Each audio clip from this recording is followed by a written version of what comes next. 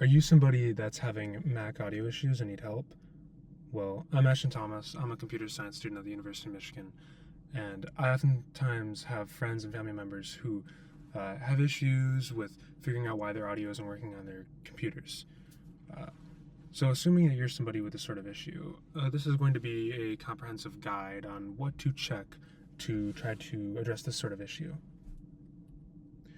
Uh, we're going to go over a series of different things to check, but first it's going to be simply check your audio. Second, your system input output. Third, your program permissions. And fourth, your program input output. And then other things that you can do further on your own, and a summary of it all. So first, please make sure that your device is not simply muted. So there's these buttons on your keyboard on any single Mac OS device. Make sure to try pressing them. And second, your system input output. So this can be found in your system settings. If you go into your system settings and then you go to your sound, you can find your input and your output. Your output is going to be the audio that you hear. Your input is going to be your microphone. So it is vital that you make sure that you select the right device for output and the right device for input if you want to be able to talk, say in a video game or something. That'd be your input.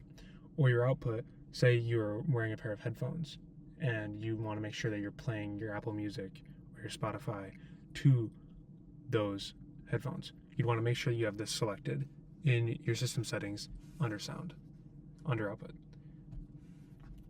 Third, it's going to be your program permissions.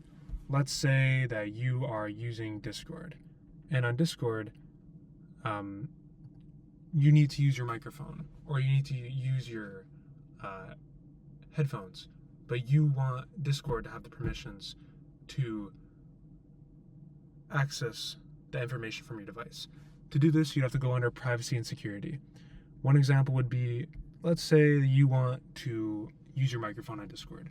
You would have to enable it under the microphone in privacy and security in your system settings. So you'd have to have it toggled to the right. Make sure that that is the case for anything that you want your program to use. Fourth of all, your program input and output. It is really important not only for your system settings, but also for the program that you are executing,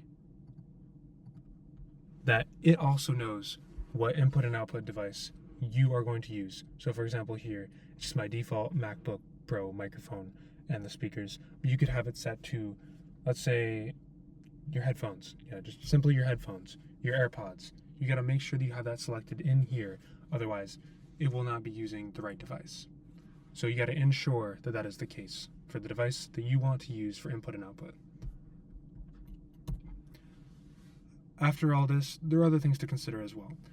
There could be software issues. So check that if your device needs special audio drivers from the product page that you bought them from.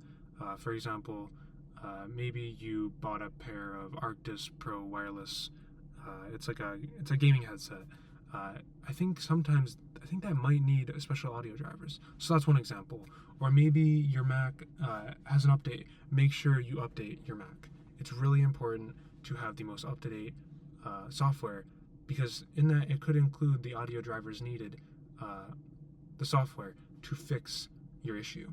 And then last of all, I would recommend looking up, if you're confident that all that we've discussed has been done, then I would recommend looking up other audio driver issues.